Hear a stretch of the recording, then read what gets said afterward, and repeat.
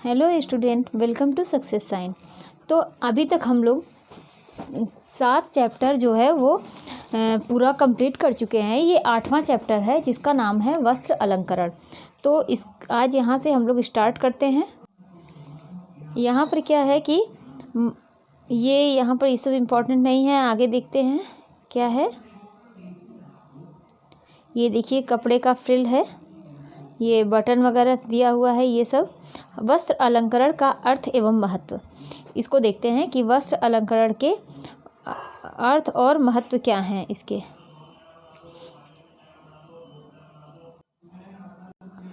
तो वस्त्र अलंकरण का अर्थ व महत्व। वस्त्र अलंकरण वस्तु की सजावट, मतलब अलंकरण मतलब होता है सजावट, जो किसी भी वस्तु और वस्त्र और परिधान के सौंदर्य व महत्व को बढ़ाने के लिए की जाती है।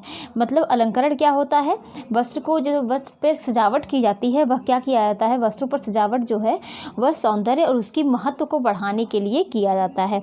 इसके अंतर्गत कपड़े की सतह पर डिजाइन के लिए विभिन्न प्रकार की कढ़ाई और अन्य सजावटी तकनीकी या सामग्री शामिल है।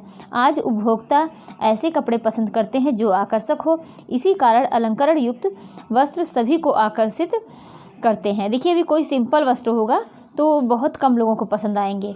तो क्या सब लोग क्या है कि जो अलंकरण जो उस पर सजावट की जाती है, जो प्रिंट किया जाता है, जो कढ़ाई की जाती है, वो क्या है वो अलंकरण के अंतर्गत आता है, जिससे क्या है उसका महत्व बढ़ जाता है। और सब लोग क्या है कि कोई अभी प्लेन कपड़ा हो उसको कम पसंद करते हैं, लेकिन अगर उसी में थोड़ी कढ़ाई वगैरह की जाती है तो वो ज़्यादा पसंद करते हैं। तो इसी के बारे में दिया गया है। आगे देखते हैं कि संदेश। वस्त्र अलंकरण एक परिधान के सौंदर्य को बढ़ाता है और उसके मूल्य में वृद्धि करता है।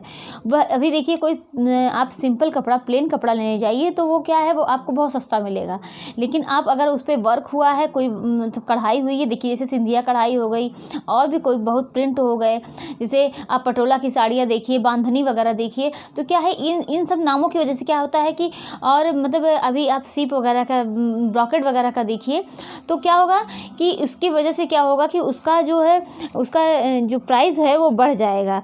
तो क्या करता है कि वस्त्र अलंकरण एक परिधान के सौंदर्य को बढ़ाता है और उसके मूल्य में वृद्धि करता है।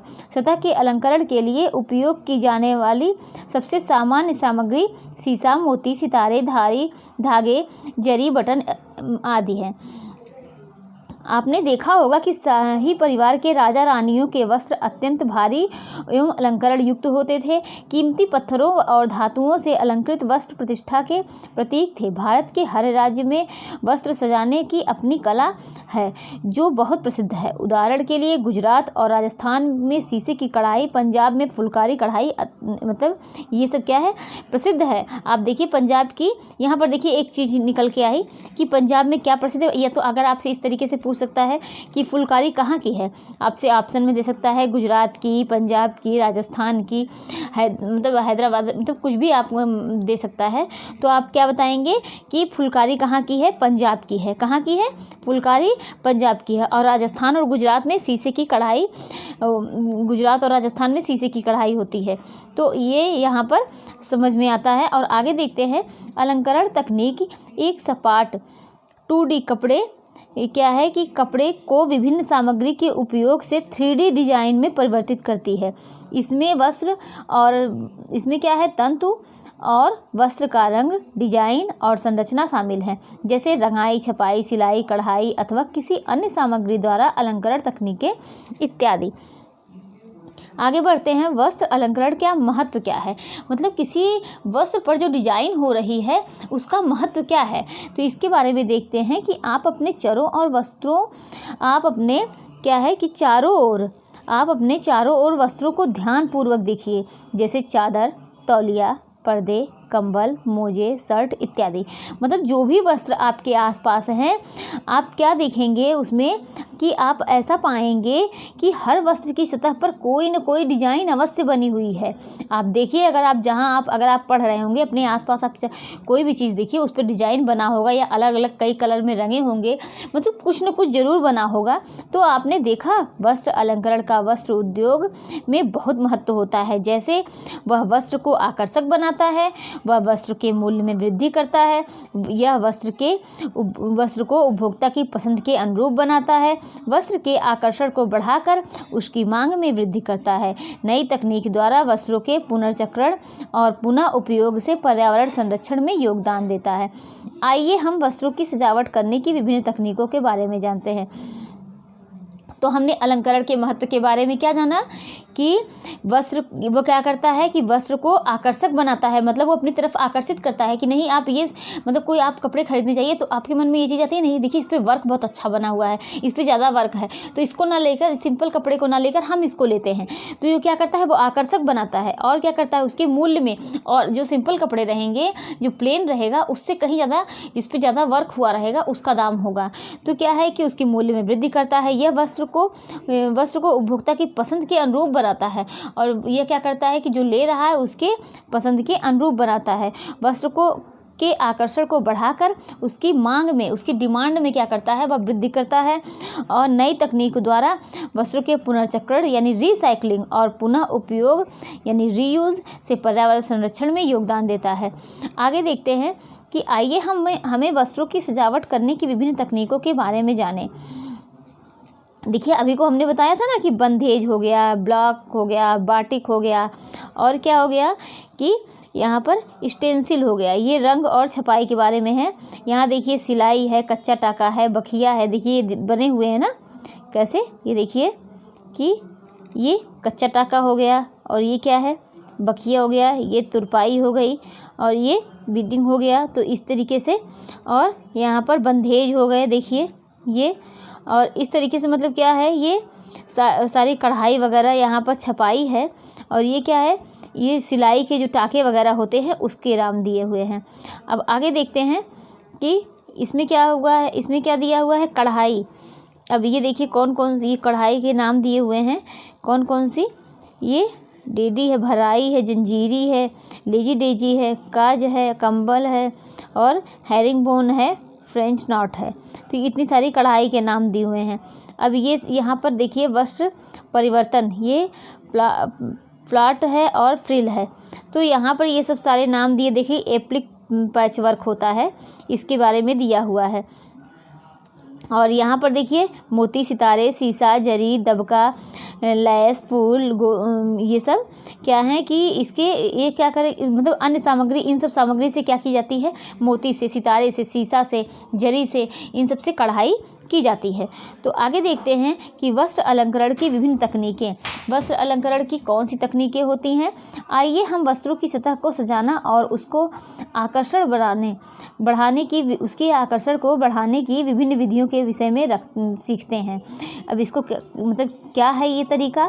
क्या आपको पता है कि सिलाई मशीन के आविष्कार से पूर्व परिधान कैसे बनते थे? मतलब जब सिलाई मशीन के आविष्कार नहीं हुए थे तो उसके पूर्व जो है वो परिधान कैसे बनते थे? वे पूर्ण रूप से हाथ के टाकों के निर्मित होते थे। मतलब क्या था कि जब सिलाई मशीन का आविष्कार नहीं हुआ था उसके पहले क्या है, वो हाथ के टाकों से निर्मित होते थे। सोचिए कितना समय और परिश्रम लगता होगा।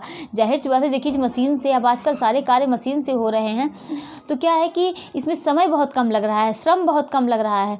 लेकिन पहले सोचिए कि वो सारे काम हाथ से होते थे तो उसमें समय, श्रम बहुत ज़्यादा लगता था। तो अब सोचिए कितना समय और परिश्रम लगता था। फिर समय के साथ वस्त्रों के सौंदर्य को बढ़ाने पर भी ध्यान दिया जाने लगा और इसके लिए सजावटी टाकों का प्रयोग होने लगा। फिर मनुष्य ने अपनी सृजनात्मकता से अनेक तकनीकी और सामग्री का उपयोग वस्त्र की सतह को आकर्षक बनाने के लिए किया, जैसे लैस हो गया, मोती, गोटा, दबका, सितारे, सीसा, कट वर्क, 3D प्रभाव, बाटिक प्रिंट इत्यादि। मतलब इन सब को लेकर वह क्या करने लगा कि बहुत अच्छे से उसको वस्त्र को अलंकृत करने लगा, बहुत अच्छे से सजाने लगा, जिससे क्या होगा, जिससे उसके लेने वालों की भीड़ लग जाएगी, कपड़े मार्केट में बहुत ज़्यादा बिकने लगेंगे, और क्या होगा, ये उपभोक्ता को जो है वो पसंद आएगा, और क्या होगा कि उसके दाम में वृद्धि होगी। मतलब इस वजह से अलंकरण किया जाने लगा। आगे देखते हैं कि संदेश क्या है। एक अंतर्राष्ट्रीय चैरिटी संगठन एलेन मैकआर्थर फाउंडेशन की रिपोर्ट के अनुसार हर सेकंड के गुजरने के साथ एक बड़े टूब भरे कपड़े कूड़ेदान में जाते हैं। हम अपनी थोड़ी सी अभिनव सोच से वस्त्रों के पुनर्चक्रण और पुनः उपयोग से पर्यावरण संरक्षण में अपनी भूमिका निभा सकते हैं। मतलब इसमें बताया गया है कि देखिए कि जो कपड़े ख़राब हो जाते हैं सब लोग क्या करते हैं, कूड़ेदान में फेंक देते हैं। तो उसमें बताया गया है कि हम अपनी सोच अच्छी करके या अपनी सोच को बढ़ाकर हम उसका फिर से रिसाइकिल कर सकते हैं, फिर से उसको पुनर्चक्रण, उसको मतलब फिर से दूसरा उसका कोई यूज़ में ला सकते हैं। इसके बारे में बताया गया है। आगे देखते हैं कि सिलाई के कुछ मूल टाके। अब ये कुछ टाकों के बारे में दिया गया है। ये 4 साल के चीकू को उसके पिताजी ने बताया कि जो कपड़ा वह अपनी नन्ही बहन, ये सब इम्पोर्टेंट नहीं है। आगे देखते हैं कि टाके व उनके प्रकार। सुई और धागे की सहायता से कपड़े के 2 या 2 से अधिक टुकड़े जोड़ने की कला सिलाई कहलाती है। क्या है? सुई और धागे की सहायता से कपड़े के 2 या 2 से अधिक, मतलब 2 टुकड़े के कपड़े लीजिए और उसको आपस में जोड़िए, या उससे अधिक कपड़े लीजिए तो इसकी जोड़ने की कला क्या कहलाती है? सिलाई कहलाती है। सिलाई में क्या कहते हैं, देखो ये फट गया है, इसको सिल दो। तो ये क्या है, अभी आप देखिए कोई मतलब हम लोग क्या करते हैं, आप सोचिए कि सिलाई करने के लिए थान से एक थान कपड़ा लेके आते हैं, उसको क्या करते हैं, पहले काटते हैं। मतलब पहले काटेंगे फिर उसको जोड़ेंगे। तो क्या है, पहले उसको काटते हैं और या तो 2 टुकड़े कई टुकड़े करेंगे, उस सबको क्या करेंगे, इकट्ठा करके उसको जोड़ते हैं। तो क्या करते हैं, एक वस्त्र का निर्माण करते हैं, या किसी अपने अनुसार जो भी सिलना होता है उसको सिलते हैं। धागे को सुई की सहायता से कपड़े के 2 टुकड़ों के ऊपर और नीचे ले जाने से कपड़े के टुकड़े क्या होते हैं, जोड़े जाते हैं। आज सिलाई मशीन की दुनिया में कुछ ही वस्त्र पूरी तरह से हाथ से बनाए जाते हैं, लेकिन फिर भी परिधान में कहीं कहीं हाथ की सिलाई का प्रयोग किया जाता है। मतलब अभी भी मतलब कितना भी आप सोचिए कि सिलाई मशीन से बन रहा है, लेकिन अभी भी कुछ चीज़ों के लिए हाथ का प्रयोग किया जाता है ना। कि इसके लिए क्या मतलब क्या होता है, उसमें देखिए जो बटन लगाया जाता है, क्या वो मशीन से लगते हैं? नहीं, वो भी हाथ से लगते हैं। बटन लगाना और क्या, तुरपाई करना जिसको बोलते हैं, देखिए तुरपन लिखा हुआ है, तुरपाई करना। और क्या है, हाथ के टाके न केवल कपड़ों की सिलाई के लिए बल्कि कपड़ों को सजाने के लिए भी होते हैं। मतलब हाथ के टाके का प्रयोग किया जाता है, उसको सजाने के लिए भी किए जाते हैं। विभिन्न टाकों के संयोजन से अनेक सुंदर डिजाइन बनाए जाते हैं। ऐसे कुछ टाकों के बारे में हम पढ़ेंगे। टाके कितने प्रकार के होते हैं? दो प्रकार के होते हैं टाके। देखिए ये भी इम्पॉर्टेंट है कि टाके कितने प्रकार के होते हैं। टाके जो होते हैं वह 2 प्रकार के होते हैं। कौन कौन से होते हैं? एक बुनियादी टाका होता है, दूसरा क्या होता है, सजावटी टाका होता है। पहला क्या है, बुनियादी टाका, दूसरा सजावटी टाका। अब इसको देखते हैं कि बुनियादी टाका क्या होता है और सजावटी टाका क्या होता है। इसमें देखिए दिया हुआ है कि प्रसूत टाका, बास्टिंग सिलाई और क्या है कि स्टिच टाका, यही सब इसके बारे में दिया हुआ है। आगे देखते हैं कि इसके बारे में पढ़ते हैं। सजावटी टाका ये सब क्या होता है, भराई हो गया, जंजीरी हो गई, लेजी डेजी हो गया, काज हो गया। तो ये सब चीज़ें क्या है, ये सब सजावट के लिए की जाती है। आगे देखते हैं कच्चा टाका। अब ये कच्चा टाका क्या होता है, इसको इंग्लिश में क्या बोलते हैं, रनिंग स्टिच। कच्चा टाका क्या है, यह एक अस्थायी टाका है। कपड़े में यह टाका पक्की सिलाई के पहले किया जाता है।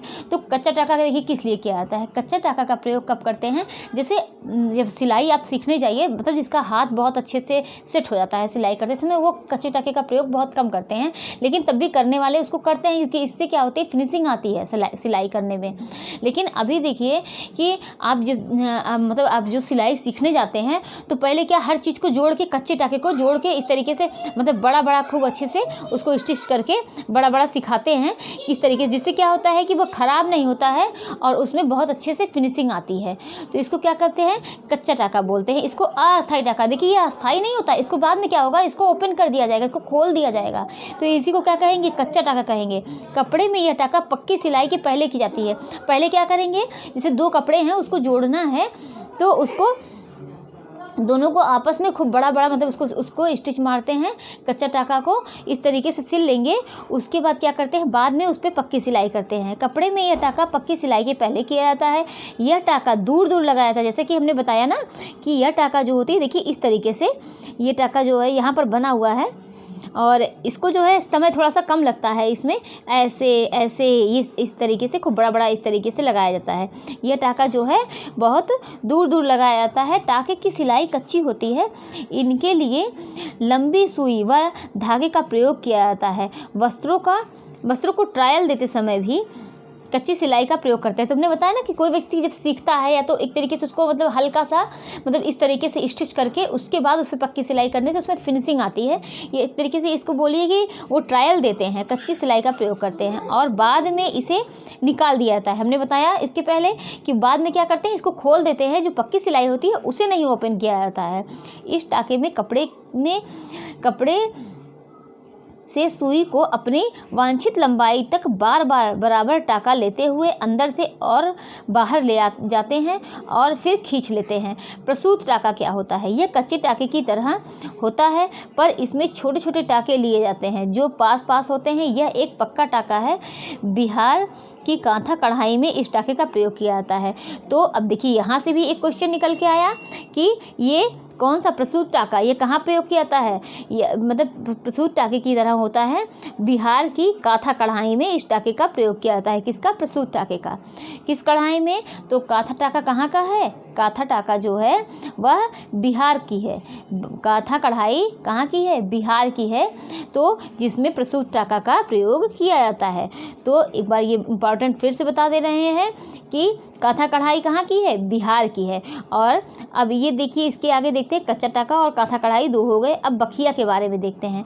इस टाँके में सुई को बिंदु 1 से आगे निकालते हैं, फिर पीछे लौटाकर बिंदु 2 से दोबारा आगे की ओर टाँका लगाते हैं और बिंदु 3 से सुई पहले स्थान से कुछ आगे बढ़कर निकलती है। बखिया अगर पास पास की जाए तो मशीन की सिलाई की तरह ही लगती है। इसका प्रयोग दो कपड़ों को जोड़ने के लिए किया जा सकता है। यह इकहरे धागे से किया जाता है। देखिए बखिया क्या होती है? ये एक टाँके से की जाती है ना। इसमें क्या करते हैं, सुई को बिंदु 1 से आगे निकालते हैं, मतलब 1 से उसको आगे निकालते हैं, फिर पीछे लौटाकर दोबारा आगे की ओर टाँका लगाते हैं। देखिए हम आपको समझाते हैं कि देखिए ये देखिए कि जैसे यहाँ से ये दो कपड़े हैं, ये दो कपड़े हैं ना, इसको हम जोड़ रहे हैं। ये दो कपड़े हैं, यहाँ पर इसको रख लिया।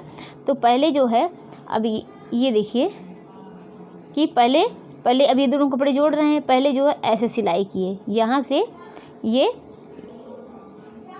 यहाँ पर सिलाई की गई। फिर क्या है कि इसको अंदर से निकाला गया। अब ये क्या है, यहाँ से ना निकाल के क्या करेंगे, पीछे से यहाँ से निकालेंगे, ये पीछे से, फिर आगे निकालेंगे, फिर इसके पीछे से आगे निकालेंगे। मतलब एक पीछे जाएंगे फिर आगे बढ़ेंगे। जैसे आप एक कदम चलिए तो अपना जो आगे पूरा एक कदम चले हैं उसके हल्का सा पीछे जाइए, फिर उसके बाद आगे चलिए। तो ये क्या कहलाता है? बखिया कहलाती है। क्या कहलाती है? बखिया। और ये बखिया के अगर पास की जाए तो एकदम मशीन की सिलाई की तरह लगती है। आगे बढ़ते हैं, तुरपाई। इसको क्या बोलते हैं? Hemming stitch.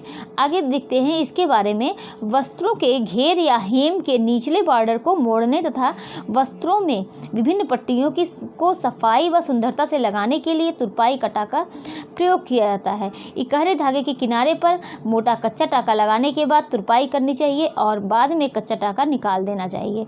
तो इसके बारे में हमने बताया कि ये कच्चा टाँका जो है वह बाद में निकाल दी जाती है। खूबसूरत तुरपाई के लिए इस बात पर ध्यान रखना चाहिए कि दिखाई देने वाली सतह पर टाँका बहुत महीन होना चाहिए। मतलब जहाँ पर जो दिखता है, भी देखिए जो शर्ट वगैरह या तो आप देखिए कपड़े हैं, सूट हैं, जो भी कपड़े हैं आपके, तो उस पर क्या है, देखिए जो भी दिखता है वो बहुत छोटे छोटे टाँके दिखते हैं। ये नहीं खूब बहुत बड़ा बड़ा दिख रहा है। तो इस पर क्या है, जो भी सिलाई होती है वो बहुत छोटे छोटे टाँके दिखते हैं। इस टाँके में एक टाँका ऊपर मुड़े हुए कपड़े से और एक टाँका नीचे के कपड़े पर लेते हैं। अब आगे बढ़ते हैं, ये हो गया। अब यहाँ पर दिया हुआ है कढ़ाई के विभिन्न टाँके। तो यहाँ पर देखते हैं कढ़ाई क्या है। ये यहाँ पर ये इम्पॉर्टेंट नहीं है। कढ़ाई से अभिप्राय रंग बिरंगे धागों और सुई की मदद से कपड़े को सजाकर उसकी सुंदरता बढ़ाने से है। मतलब कढ़ाई से तात्पर्य क्या है कि जो रंग बिरंगे धागे होते हैं, कई कलर के धागे को लीजिए जिससे उसकी सुंदरता बढ़ जाए। और क्या है कि सुई की मदद से कपड़े को सजाकर अब उसकी सुंदरता बढ़ाने से है। पारंपरिक कढ़ाई को फैशन के क्षेत्र में एक महत्वपूर्ण स्थान मिला है। तो जो पारंपरिक कढ़ाई है उसको क्या है कि एक बहुत ही महत्वपूर्ण महत्वपूर्ण स्थान मिला है। विशेष रूप से भारतीय पारंपरिक कढ़ाई पूरी दुनिया में लोकप्रिय हो गई है। निम्नलिखित उदाहरण से यह स्पष्ट हो जाएगा कि भारतीय संस्कृति में प्रत्येक राज्य को अपनी अलग अलंकरण तकनीकी है। आगे देखते हैं कि राज्य जो है, अब देखिए ये बहुत ज़्यादा इंपॉर्टेंट है, यहाँ से क्वेश्चन बनते हैं। तो यहाँ पर ये देखिए कहाँ कहाँ के नाम दिए। कश्मीर की क्या फेमस है? कसीदाकारी। तो यहाँ से भी क्वेश्चन बनते हैं। कैसे क्वेश्चन आएंगे कि यहाँ पर देखिए ये मिलान करने के लिए भी आ सकता है कि कश्मीर का क्या फेमस है? कसीदाकारी फेमस है, फुलकारी है, कसूती है, मतलब इस तरीके से। पंजाब की फुलकारी, कर्नाटक की कसूती। उसके बाद देखते हैं उत्तर प्रदेश की क्या फेमस है। ये उत्तर प्रदेश की क्या है कि लखनऊ है। उत्तर प्रदेश की लखनऊ, महाराष्ट्र की पारसी, और क्या है कि बंगाल की कांथा। तो बंगाल की कांथा है। अभी देखिए इसको हम लोगों ने टेक्सटाइल में नहीं पढ़ा है। जब हम टेक्सटाइल शुरू करेंगे तो सारी चीज़ें उसमें और भी डिटेल में है बहुत। उसके बाद क्या है, गुजरात की कच्छ की कढ़ाई। तो इतना हम लोगों ने देखा। अब ये आगे देखते हैं कि एक साधारण कपड़े को खूबसूरती के नए मायने देने के लिए कुछ टाके सीखते हैं। डंडी टाका, स्टेम स्टिच क्या था? डंडी टाका सबसे आसान टाका है। अब ये टाका क्या है? सबसे आसान है। डंडी टाके को अधिकतर आउटलाइन के लिए प्रयोग में लाया जाता है। यह बखिया की तरह ही किया जाता है। बनाने की विधि, बाएं से दाएं कार्य करते हुए सुई को बिंदु 1 पर बाहर लाएं। तो इसमें क्या है, बाएं से दाएं की तरफ इसको करते हुए सुई को क्या है, देखिए यहाँ पर दिया है, यहाँ पर बताया जा रहा है। ये देखिए यहाँ पर ये बताया जा रहा है। और नीचे दिए गए चित्र के अनुसार एक बिंदु 1 से 3 और बिंदु 1 से 2 की दूरी बराबर होनी चाहिए। यही अनुक्रम दोहराएं। तो इस तरीके से डंडी टाका जो है ये बनाया जाता है। भराई टाका, इसको क्या बोलते हैं? सॉटिन स्टिच। भराई जो है, सॉटिन टाके अक्सर कपड़े के किनारे सजावटी बॉर्डर या डिजाइन भरने के लिए उपयोग किए जाते हैं। तो सॉटिन का देखिए भराई बहुत कम, मतलब इसको अगर देखिए आप नाम पे, तो इसको भराई को भी आप समझिए और इसको याद करिए, इसको सॉटिन स्टिच भी कहते हैं। क्योंकि कोई ज़रूरी नहीं है कि डंडी टाका या इस तरीके से नाम आए, भराई टाका आए, ये सॉटिन भी पूछ सकता है। तो आपको जब याद रहेंगे तभी आप समझ पाएंगे कि भराई और सॉटिन दोनों एक है। सजावटी बॉर्डर या डिजाइन भरने के मतलब में उपयोग किए जाते हैं। ये सपाट टाके वस्त्र की पृष्ठभूमि पर डिजाइन के बड़े क्षेत्रों को भरने के लिए प्रयोग किया जा सकता है। जिस फूल या पत्ती पर यह डिजाइन बनाना हो उसकी ट्रेस की हुई लाइन में नीचे से ऊपर गोलाई में टाका लिया जाता है। तो ये देखिए यहाँ पर बना हुआ है, ये इस तरीके से बनाया जाता है। फिर ये बनाने की विधि में क्या है कि क्या करते हैं कि नीचे दिए गए चित्र के अनुसार सुई को डिजाइन के बाएं किनारे बिंदु 1 से वस्त्र की सीधी सतह पर निकालें और दाएं किनारे बिंदु 2 से वापस की ओर डालें। मतलब क्या करते हैं कि जैसे देखिए हम आपको समझाते हैं, ये भराई टाका क्या है। यहाँ पर देखिए पहले ये कपड़े हैं ना, तो यहाँ पर क्या करते हैं, पहले यहाँ से उठाते हैं, यहाँ पर इस तरीके से भरते हैं, ऐसे ऐसे, फिर ऐसे ऐसे, इस तरीके से ऐसे ऐसे करके, तो ये भरता जाता है। इस तरीके से सिलाई होती है। इसको बोलते हैं भराई टाका या बोलते हैं सॉटिन स्टिच। उसके बाद देखिए कि नोकदार पत्तियों में टाका नोक से शुरू करते हैं, फिर उसे लंबे टाके से भरते जाते हैं। पंजाब की फुलकारी में भी इस टाके का प्रयोग किया जाता है, किंतु फुलकारी में उल्टी और सीधी सतह समान नहीं दिखती है। पंजाब की फुलकारी में क्या है कि जब देखेंगे तो उल्टी और सीधी सतह जो होती है वह समान नहीं दिखती है। जंजीरी या चेन टाका, चेन स्टिच बनाने के बाद यह टाका चेन की भांति लगता है, इसलिए इसे चेन स्टिच कहते हैं। यह टाका भी अधिकतर आउटलाइन बाहरी रेखाओं में प्रयोग किए जाते हैं। बनाने की विधि क्या है, कपड़े के उल्टी और सीधी ओर कढ़ाई करने के लिए बिंदु 1 से सुई निकालें, फिर वहां धागे का एक लूप रखते हैं। उसी स्थान पर नीचे से ऊपर की ओर एक छोटा टाका लेकर ऊपर की तरफ बिंदु 2 से सुई निकालें। मतलब इसमें क्या होता है कि पहले देखिए यहाँ पर ये देखिए कि ऐसे ये यहाँ पर इस तरीके से यहाँ पर सुई ऐसे लगाई गई, फिर उसके बाद ये इस तरीके से यहाँ पर ये देखिए यहाँ पर सुई लगाई गई, फिर इस तरीके से निकाला गया, फिर पूरा ना खींच करके यहाँ पर एक लूप निकाला गया, फिर इसी लूप में से दोबारा निकाला गया। तो इस तरीके से ये बनता है। आगे देखते हैं कि सुई को लूप के मध्य में से निकालें और फिर दोहराएं और बार बार यही तरीके से। देखिए ये बनी हुई है स्टिच, तो इसको क्या बोलते हैं? इसको बोलते हैं जंजीरी या चेन टाका। लेजी डेजी, यह चेन स्टिच की एक किस्म है जिसमें अलग लूप बनाते हैं। इस टाके द्वारा अधिकतर फूल पत्तियों के डिजाइन को सजाया जाता है। बनाने की विधि क्या है? इस टाके को चेन टाके की भांति बनाया जाता है। एक लूप बन जाने पर उसे अपने स्थान पर स्थिर रखने के लिए एक छोटा सा टाका लगाते हैं और दूसरा लूप बनाने के लिए जहाँ से आरंभ किया था सुई वहीं पर निकालते हैं। तो ये क्या है? लेजी डेजी हो गया। काज कंबल टाका, इसका उपयोग आमतौर पर कंबल के किनारों को सुरक्षित करने के लिए किया जाता है और 3 बिंदु क्या है? और 3 बिंदु एल आकार में बनाकर कढ़ाई करते हैं। अब बनाने की विधि क्या है? अपनी कढ़ाई के आखिरी बिंदु से सुई को कपड़े के नीचे लूपिंग करते हुए बाहर की तरफ निकालते हैं और लूप से गोटा बन जाता है। क्या है? लूप से क्या है कि गांठ बन जाता है। यहाँ पर ये लूप से जो गांठ बन जाती है, ये देखिए मतलब क्या करते हैं कि कपड़े को बाहर की तरफ इसे बार बार इसको फोल्ड करके, जैसे कोई चीज़ जैसे चूड़ी होती है, आप देखिए कि पूरा इस तरीके से गोले, तो इस तरीके से वो मतलब इस तरीके से बाहर से इसे बार बार फोल्ड करके उस तरीके से उसको सिलाया जाता है। तो ये क्या कहलाया? ये कहलाया काज या कंबल टाका। आगे देखते हैं हैरिंग बोन शैडो टाका। ये क्या होता है? हैरिंग बोन स्टिच में विकर्ण रेखाएं होती हैं जो बारी बारी से अपने सिरों की ओर एक के ऊपर एक रहती हैं। यह 2 समानांतर लाइनों के बीच बनाया जाता है। बनाने की विधि क्या है? बाएं से दाएं काम करते हुए निचले बाएं बिंदु एक कपड़े के उल्टी से सीधी और सुई के ऊपर लाएं और दाएं बिंदु 2 पर तिरछा टाका लें। सुई को फिर 3 के बाईं ओर लाएं। तो ये देखिए इस यहाँ पर ये बना हुआ है इस तरीके से कि एक के ऊपर इस तरीके से लाया गया है, फिर उसके बाद फिर पीछे लेके आइए, फिर इस तरीके से बनाइए। तो ये क्या है? हैरिंग बोन स्टिच है। फ्रेंच नॉट, अब ये क्या होता है? फ्रेंच नॉट, फ्रेंच गांठ एक छोटे गुलाब की तरह दिखती है और आप इसे बनाने के लिए धागे के कई लूप की एक साथ सिलाई करते हैं। यह टाका फूलों और पक्षियों के डिज़ाइन में डाला जाता है। यह मोतियों के स्थान पर बनाया जाए तो बहुत सुंदर लगता है। बनाने की विधि क्या है? सुई को चित्र 1 के अनुसार कपड़े के नीचे की तरफ ऊपर की ओर निकालें जहां गांठ बनानी है। धागे को बाएं अंगूठे से कस कर पकड़ें और सुई के चारों ओर 3 से 4 बार घुमाएं। तो ये देखिए जितनी ये बनी हुई है, तो ये क्या है? गांठ की तरह लग रही है ना, तो ऐसे ये बनती है। ये क्या होती है? ये देखिए ये क्या होती है कि अब धागे को मजबूती से पकड़कर कपड़े में सुई उस जगह के पास डालें। इसमें कई बार आप उसके अंदर से डालेंगे तो वो गांठ की तरह, उसमें कपड़ा बहुत ज़्यादा हो जाए, मतलब धागा जो है बहुत ज़्यादा हो जाएगा, तो वहाँ पर जब आप खींच देंगे तो वो गांठ की तरह बन जाएगा। तो अब आगे देखते हैं कि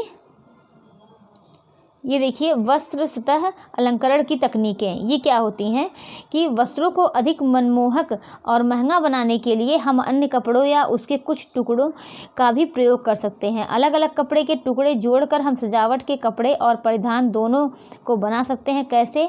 आइए देखते हैं कैसे एक कपड़े को दूसरे कपड़े के ऊपर डिजाइन बनाने के लिए प्रयोग कर सकते हैं। यह कपड़ों की कतरनों के सदुपयोग में भी सहायक होता है। तो यहाँ पर देखिए एप्लिक, सबसे ज़्यादा इसके देखिए, ये देखिए कई तरीके के कपड़े हैं। पैच वर्क मतलब एप्लिक है, जितने भी देखिए एप्लिक वर्क है। तो ये सब देखिए कई तरह के कपड़े को जोड़कर इस तरीके से बना हुआ है। आगे इसमें देखते हैं कि ये क्या होता है। इस तकनीक को हम क्या कहते हैं? एप्लिक वर्क कहते हैं। एप्लिक में एक कपड़े के ऊपर दूसरा कपड़ा रखकर आधार कपड़े पर दूसरे कपड़े की डिजाइन को आकार में काट कर क्या करते हैं? आकार में काट कर तुरपन काज टाका या हैरिंग बोन टाके के प्रयोग से जोड़ दिया जाता है। प्रायः दोनों कपड़े अलग रंग व डिजाइन के होते हैं। अब पैच वर्क क्या होता है? मतलब जो भी कपड़े जोड़े जाते हैं वो अलग रंग अलग अलग डिजाइन के बने होते हैं। छोटे छोटे कपड़ों को कतरन को जो मतलब कपड़े सिले जाते हैं तो उसमें जो कतरन बचता है, छोटे छोटे टुकड़े, उसको जोड़ कर ये बनाया जाता है। इसको क्या बोलते हैं? Applique work. पैच वर्क, इसमें हम कपड़े के विभिन्न टुकड़े आमतौर पर अलग अलग रंगों और पैटर्न के एक बड़ा पैनल बनाने के लिए इकट्ठा करते हैं और उन्हें कंबल से जोड़ देते हैं। इस प्रकार इसे बनाने के लिए आधार कपड़ा होना आवश्यक नहीं है। तो इसको बनाने के लिए क्या है, आधार कपड़ा जो है होना वह आवश्यक नहीं होता है। पैचवर्क इसमें भी क्या होता है, कई तरह के कपड़े को जोड़कर बनाया जाता है। बनाने की विधि, एप्लिक वर्क में जिस कपड़े को एप्लिक लगाना है उस पर डिजाइन ट्रेस करके डिजाइन में थोड़ा फालतू कपड़ा काट लेना चाहिए। अब इन टुकड़ों के आधार कपड़े पर वांछित डिजाइन के अनुसार सेट करके कच्चा करते हैं। उसके बाद किनारों को तुरपन कांच टाका या हैरिंग बोन टाके के प्रयोग में पक्का करते हैं। आगे देखते हैं प्लीट या झालर फ्लेयर। ये क्या होता है, झालर या प्लीट ये क्या कहलाता है। वस्त्र की सतह की संरचना में परिवर्तन, फैब्रिक टेक्सचरिंग के लिए हमें उसमें प्लीट, झालर, फ्रिल इत्यादि का प्रयोग करते हैं। अलंकृत प्रभाव पैदा करने की इस तकनीक से कपड़े को अद्वितीय रूप दिया जाता है। जैसे देखिए कि प्लीट वगैरह जो छोटे मतलब आप कपड़े को सिल रहे हैं, आप दो बराबर कपड़े को लिए हैं, बराबर कपड़े को इसमें नहीं, एक छोटा रहेगा कपड़ा, एक कपड़ा जो है वो बड़ा रहेगा।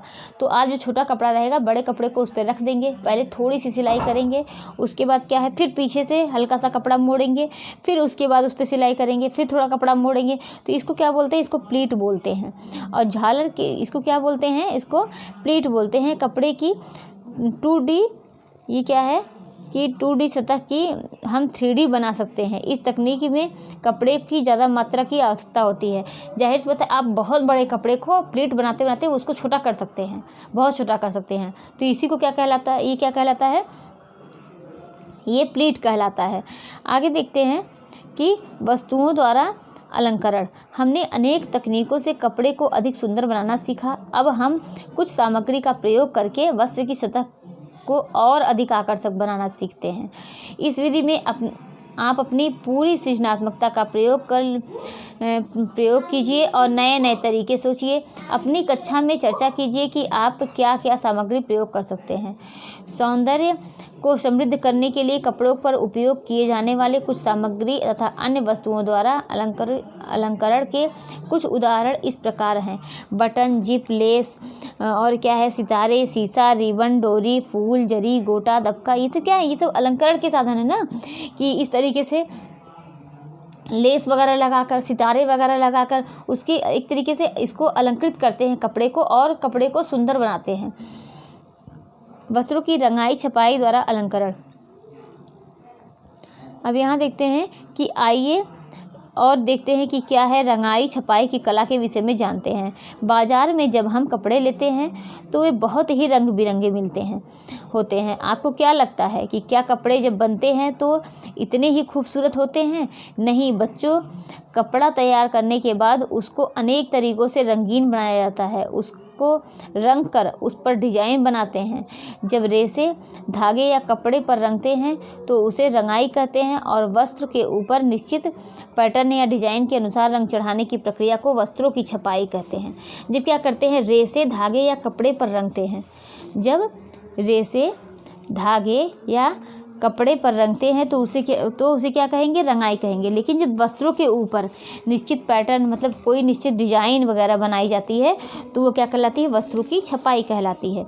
इसमें हम अनेक प्रकार की विधियां प्रयोग करके विभिन्न सुंदर वस्त्र तैयार करते हैं, जैसे बंधेज, ब्लॉक प्रिंटिंग, बाटिक व स्टेंसिल। अब ये बंधेज क्या है, बंधेज जो है बांधनी कला, कपड़े को बांध कर इसमें क्या करते हैं, बंधेज में जैसे आप देखते होंगे चने की, और क्या होती है कि चने की, और मतलब हर तरीके से आप कोई कपड़े को क्या करेंगे, जैसे कोई बहुत बड़ा कपड़ा है उसमें छोटे छोटे कपड़े को जगह जगह पर खूब तेज़ से क्या करते हैं, धागे से बांध देते हैं, उसमें गांठ लगा देते हैं। उसके बाद ये क्या किस पर होता है, रेशमी और सूती कपड़े पर होता है। उसके बाद पूरे कपड़े में उसको गांठ बांधने के बाद क्या करते हैं, उसको किसी कलर वाले घोल में कलर वाले यानी रंग के घोल में डालने से पूर्व धागे को कसकर बांध देते हैं, फिर उसके बाद उसको रंग वाले घोल में डाल देते हैं। उसके बाद क्या होता है, अब बांध दिया जाता है, फिर खोलने पर बंधे हुए भाग रंगहीन रह जाते हैं। इसके बाद क्या करते हैं, जब वो कलर हो जाता है उसको डालने के बाद फिर कपड़े को निकाल लेते हैं और उसके बाद जब कपड़ा सूख जाता है तो जो जहाँ जहाँ हमने बांधा है जो धागे से वहाँ वहाँ पर कलर नहीं जाएगा, वो रंगहीन रहेगा। बाकी जितनी जगह होते हैं वो क्या हो जाते हैं, कलरफुल हो जाते हैं। तो ये क्या, यही है बंधेज है। तो इसको बांध कर कपड़ा रंगते हैं। उसके बाद क्या करते हैं, मतलब जगह जगह पर बांध कर कपड़ा रंगते हैं। उसके बाद जब पानी से निकालने के बाद, सूखने के बाद उसको क्या करते हैं, खोल देते हैं। तो सब जगह क्या होता है, कलर चला जाता है लेकिन उस जगह नहीं जाता है। तो जहाँ पर आपने बांधा होगा वो रंगहीन रह जाता है। यही क्या कहलाता है, बंधेज कहलाता है। ब्लॉक प्रिंटिंग कपड़ों पर चित्र और पैटर्न छापने की यह तकनीकी है। इसमें धातु या लकड़ी के छापे बनाए जाते हैं। आप मुहर देखे हैं तो मुहर की तरह ये भी होता है और जो उभरा हुआ भाग है उनमें रंग लगाकर वस्त्रों की सतह पर छापा जाता है। आप देखिए इस टाइम टैटू वगैरह चल रहे हैं। ये देखिए कि अगर मतलब आप देखिए कहीं जाते हैं मंदिर वगैरह पे तो क्या रहता है कि उसमें कोई जैसे चंदन वगैरह के लिए, टीका वगैरह लगाने के लिए उसको क्या करते हैं, पहले चंदन में कोई घोल में इस तरीके से उसको डालकर उसके बाद माथे पर लगा देते हैं। तो सेम ब्लॉक प्रिंटिंग वही है कि उस पर वो जो लकड़ी का वगैरह है तो धातु का रहेगा और उस पर वो डिज़ाइन जो है वो उभरी रहेगी और उसको क्या करते हैं, रंग में इस तरीके से लगाकर उसके बाद क्या करते हैं, कपड़े पर लगा देते हैं। तो यही क्या कहलाया, ब्लॉक प्रिंटिंग कहलाया। अब आगे देखते हैं बाटिक। इसमें वस्त्र पर मोम से चित्र बनाकर उसे रंगा जाता है, फिर उसे रंग के ठंडे घोल में डाला जाता है और बाद में गर्म पानी में भिगोया जाता है। अतिरिक्त मोम के बाद इसमें इस्त्री की सहायता से हटा दिया जाता है। इस प्रक्रिया में जहाँ मोम होता है वहाँ रंग नहीं चढ़ता और डिजाइन बन जाता है। तो ये भी क्या है, ये भी एक तरीका है। देखिए ये बना हुआ है, ये ब्लॉक प्रिंटिंग बनी हुई है ना। यहाँ पर ये क्या है, ये देखिए ये मुहर है और यहाँ पर देखिए ये उभरा होगा और ये जगह जगह इस तरीके से छाप रहे हैं तो ये डिज़ाइन बनती जा रही है। और स्टेंसिल क्या है कि जगह जगह पर जहाँ जहाँ डिजाइन नहीं करना है वहाँ पर क्या करते हैं, मोम लगा देते हैं। जैसे हमने बंधेज पढ़ा उसी से मिलता जुलता है। कागज़ के ऊपर चित्र बनाकर क्या करते हैं, उसे एक प्रकार काटते हैं और जहाँ रंगना होता है वहाँ कागज़ के कटे हुए भागों में ब्रश द्वारा रंग किया जाता है। नीचे रखकर कपड़े को वैसा ही चित्र बन जाएगा। यह हर रंग के लिए अलग स्टेंसिल बनाना चाहिए। तो ये स्टेंसिल हो गया। अब आगे देखते हैं ये हमने क्या सीखा। उसके बाद अब देखिए ये चैप्टर जो है वो समाप्त हो जाता है। यहाँ पर देखिए क्वेश्चन आंसर है। हाथ से सिलाई का यह टाका कच्चा होता है। कौन सा टाका है? यह टाका अक्सर डिजाइन की बाहरी रेखाओं के लिए प्रयोग किया जाता है। ये जो आउटलाइन के लिए हमने पढ़ा है वह कौन सा है? बाटिक विधि में हम डिजाइन बनाने के लिए इस वस्तु का प्रयोग करते हैं। यह उत्तर प्रदेश की पारंपरिक कढ़ाई है। तो पारंपरिक कढ़ाई उत्तर प्रदेश की कौन सी है? देखिए हम लोगों ने पढ़ा है ना, पंजाब का पढ़ा, उत्तर प्रदेश का पढ़ा और वहाँ कसीदाकारी कहाँ की है, कसीदाकारी पढ़ी हमने। तो इस तरीके से हमने कई बंधेज पढ़ी, बंधेज कहाँ की है। तो काफ़ी चीज़ें हम लोगों ने काफ़ी कढ़ाई के बारे में पढ़ा है, कहाँ कहाँ की कौन सी है इसके बारे में हम लोगों ने देखा। ये देखिए कि ये सब यहाँ पर ये चैप्टर कंप्लीट होता है। और अब नेक्स्ट अध्याय क्या है कि किशोरावस्था। नेक्स्ट डे हम लोग क्या पढ़ेंगे, किशोरावस्था के बारे में पढ़ेंगे। आज इतना ही और आप लोग पढ़ाई करते रहिए क्योंकि समय बहुत कम है।